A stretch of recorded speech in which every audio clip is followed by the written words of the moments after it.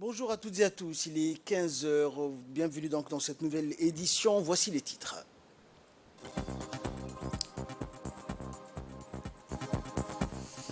Le ministère de la Santé a organisé donc un atelier sur la présentation de la feuille de route multisectorielle concernant la lutte contre la malnutrition. Et en Europe, les fleuves d'Europe sont au plus bas. Voilà pour les titres. Bonjour à tous. L'organe de coordination nationale de nutrition et d'alimentation a présenté une feuille de route multisectorielle de lutte contre la malnutrition placée sous le patronage du ministre de la Santé, Dr Ahmed Roblé. La réunion de restitution des débats s'est tenue à la salle de conférence du ministère en présence des responsables du programme national de nutrition, des médecins-chefs des centres de santé et des polycliniques, mais également des hauts cadres du ministère. Axée sur une approche inclusive et multisectorielle, cette nouvelle feuille de route est un document de référence qui met en œuvre un plan d'action quinquennal de lutte multiforme contre la malnutrition pour une période de 5 ans. Intervenant sur ce sujet, le ministre de la Santé a rappelé les efforts consentis par son département dans cette lutte contre la malnutrition. Il a indiqué que malgré les nombreuses améliorations apportées et les succès remarquables enregistrés dans ce domaine, les indicateurs multisectoriels nutritionnels restent cependant toujours élevés. Et le ministre a déclaré dans son intervention que cette approche multisectorielle et inclusive contribuera à accélérer la tendance à la baisse jusqu'à l'éradication définitive du spectre de la malnutrition, et ce, a-t-il martelé, grâce à l'implication active de tous les départements et entités concernés. On l'écoute. La nutrition vous concerne tous. La nutrition, les conséquences de la nutrition, chaque jour, je pense que vous êtes confrontés tous les jours, parce que lorsqu'un enfant est malnutri, il tombe plus malade. Lorsque une femme elle est malnutrie, lorsque une femme est anémiée, elle a plus de problèmes, elle a plus de complications pour accoucher. Et donc, le problème nutritionnel sont en tout cas à la base de tous les problèmes de santé publique. Donc ce qui est important, si on veut vraiment traiter, en tout cas agir sur les problèmes de santé publique, les questions de nutrition sont des questions très très importantes. Et vous allez donc apporter votre pierre à l'édifice, et peut-être on aura les recommandations de votre part. Il faut que chaque médecin qui se trouvent autour de cette table, les différents responsables des centres de santé au niveau de Djibouti-Ville, mais aussi au niveau des régions, s'intéressent à la nutrition. S'intéressent à la nutrition. Il ne faut pas les laisser la nutrition à un programme ou bien à des gens qui sont à côté. Les questions de nutrition vous intéressent, doivent intéresser les médecins qui sont les responsables des différents centres. Dans l'actualité également, l'ambassadeur de la République de Djibouti en Côte d'Ivoire, Mohamed Burhan Ali, a été reçu en audience hier par le nouveau président de l'Assemblée nationale de la République du Côte d'Ivoire, Adama Bictogo. Au cours de cette audience, l'ambassadeur djiboutien a transmis les félicitations du président de l'Assemblée nationale et président en exercice de l'Union parlementaire africaine, l'honorable Mohamed Ali Ahmed, à son homologue ivoirien suite à sa brillante élection à la tête de ces institutions. De son côté, le président de l'Assemblée ivoirien, l'honorable Adama Bictogo, a souhaité la bienvenue aux diplomates djiboutiens. Il s'est félicité de l'excellence des relations bilatérales entre les deux pays, matérialisées par l'ouverture d'une mission diplomatique de Djibouti en Côte d'Ivoire. Au cours de cet entretien, les deux parties ont également convenu de la mise en place d'un groupe d'amitié parlementaire djibouto-ivoirien qui permettra de créer un lien fort entre les deux institutions et leurs membres. Dans la journée d'hier, toujours dans le cadre de ces activités estivales et à l'occasion de la Journée internationale de la jeunesse placée cette année sous le thème de la solidarité intergénérationnelle, créer un monde pour tous les âges, des travaux de nettoyage de la plage La Siesta ont été entrepris. L'événement a réuni sur place les hauts cadres du ministère de la Jeunesse et de la Culture, des élus locaux, des communes, des forces de la sécurité et plusieurs centaines de jeunes issus des CDC de la capitale qui, munis donc et masques et sachets, ont effectué le nettoyage complet de la plage. Et en cette fin de semaine, le ministère de la Jeunesse et de la Culture a fait le tour du centre de développement communautaire du quartier 5 et organisé une sortie découverte à la piscine nationale en faveur des jeunes de la commune de Boulaos.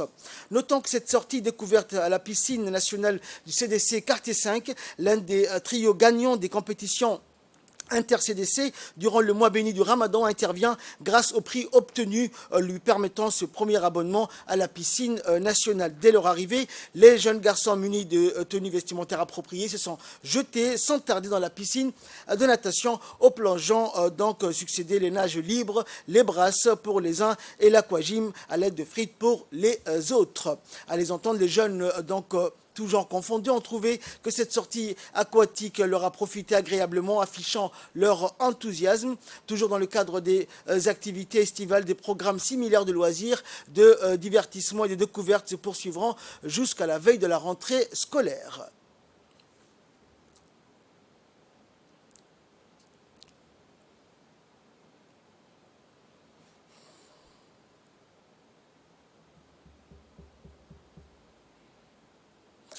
Sous l'égide du secrétariat d'État au sport, la sous-direction régionale d'Ali Sabié a procédé hier après-midi à Ali Addé, à la dernière étape des Jeux d'été. C'est dans une ambiance, surtout devant un public nombreux et survolté, que la compétition a réuni un très grand nombre d'adeptes de jeux modernes, en l'occurrence le football, ainsi que ceux de moins en moins pratiqués, les jeux traditionnels. Et c'est après le football et la pétanque, tous les yeux étaient tournés vers les jeux traditionnels et donc les sensations de l'été. Au menu, la lutte traditionnelle, le chah, le boub ou encore le rio kadalissa. Plusieurs responsables du secrétariat d'État au sport ont pris part à cet événement. Et pour rappel, l'objectif de ces jeux organisés par le secrétariat d'État au sport en collaboration avec les associations locales est de faire connaître les sports traditionnels et son identité culturelle aux jeunes et surtout encourager leur pratique. Et depuis quelques jours, l'on constate des fortes précipitations sur l'ensemble du territoire, surtout dans les régions du sud du pays, à Ali Sabié et à Dikil. Ces pluies diluviennes ont endommagé les ouvrages situés sur le corridor de la route nationale 1. En effet, le pont de Alumbultu, situé entre Yoboki et Gorabous, a été sérieusement endommagé et a provoqué une perturbation importante sur le trafic, notamment la circulation en provenance et à destination de l'Éthiopie. Pour constater de visu les dégâts et trouver une solution pour rétablir la fluidité du trafic, le préfet de la région d'Ikil s'est rendu sur les lieux accompagné des responsables et du commandant de l'escadron de la sécurité routière et de la gendarmerie. La décision a été prise sur place pour aménager un point de passage provisoire pour rétablir la circulation dans le deux sens. Il a été procédé à la distribution des vivres également et d'eau aux chauffeurs éthiopiens bloqués au niveau de Alambultu, situé sur le corridor entre Yoboki et Gorabous. Et enfin, pour clore l'actualité nationale, dans la journée d'hier, les gardes-côtes ont répondu à un appel de détresse émis par une embarcation de pêche. L'embarcation, victime d'une panne de moteur, dérivée près des îles Moucha et Mascali, et faisait face en plus à une mer agitée par les vents du Khamsina. Et les deux pêcheurs à bord de l'embarcation ont alors eu le réflexe de contacter les gardes-côtes par le biais du numéro d'urgence 1500. Une patrouille est alors immédiatement intervenue et l'embarcation ainsi que ses occupants ont pu être remorqués sains et saufs jusqu'au port de pêche. La garde-côte rappelle aux usagers de la mer, les plaisanciers ou les pêcheurs, de faire preuve de vigilance en toutes circonstances et plus particulièrement en cette période des vents forts du Khamsin et de pluie. Et de là, nous passons à l'actualité régionale et internationale. En Somalie, la sécheresse fait 1 million de déplacés. 1 million, c'est le nombre de personnes déplacées par la sécheresse historique qui frappe la Somalie, plongeant ce pays de la Corne de l'Afrique dans la famine. Plus de 700 000 personnes ont trouvé refuge à l'intérieur du pays, alors qu'environ 300 000 autres ont décidé de fuir dans les pays voisins. Des chiffres publiés ce week-end par l'Agence des Nations Unies pour les réfugiés et le Conseil norvégien pour les réfugiés. Ces organismes tirent déjà la sonnette d'alarme. Il n'y a littéralement plus d'eau ni de nourriture dans leur village. Il est urgent d'augmenter le financement de l'aide avant qu'il ne soit trop tard. Les prévisions inquiètent Une cinquième saison de pluie ratée pourrait entraîner le déplacement de plusieurs autres familles. Le nombre de personnes confrontées à des niveaux de faim accrus devrait dépasser de quelques 5 millions à plus de 7 millions dans les mois à venir, aggravés par le changement climatique et la hausse des prix des denrées alimentaires provoquée par la guerre en Ukraine. Outre donc la Somalie, l'Éthiopie et le Kenya sont aussi en proie à la pire sécheresse depuis plus de 40 ans, après 4 saisons de pluie ratées qui ont décimé les cultures et le bétail. Et le Mali annonce avoir réglé l'intégralité de sa dette. Le Mali a annoncé hier avoir réglé l'intégralité de sa dette et des impayés causés par les sanctions qui lui étaient imposées par les États ouest-africains après 2 coups d'État dans ce pays. Le pays ouest-africain n'a pu, pendant les 6 mois qu'ont duré ces élections entre janvier et juillet, régler le service de la dette, a indiqué le ministère de l'économie et des finances dans un communiqué. L'État a pris toutes les dispositions utiles pour régler les échéances impayées, donc après la levée le 3 juillet dernier des sanctions de la communauté des États d'Afrique de l'Ouest, la CEDEAO, selon ce communiqué qui détaille l'apurement par le Trésor public. Les dirigeants des pays membres de la CEDEAO ont levé début juillet les sanctions contre le régime militaire du Mali, y compris un embargo commercial et financier imposé en janvier après que les autorités militaires ont dévoilé un plan pour gouverner pendant 5 ans.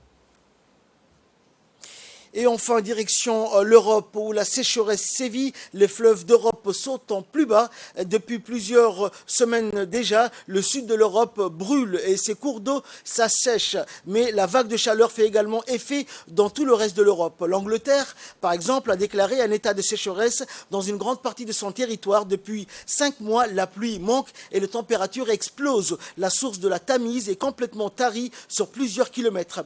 Il ne pleut plus également en Allemagne. Pour cette raison, le niveau de l'eau ne cesse de descendre sur une portion du Rhin près de Francfort. La circulation fluviale est de plus en plus compliquée. Les eaux pourraient même devenir impraticables. Même constat aux Pays-Bas, où les maisons flottantes, d'ordinaire adaptées au risque d'inondation, se sont retrouvées donc échouées sur le sable dans un delta du Rhin quasiment à sec.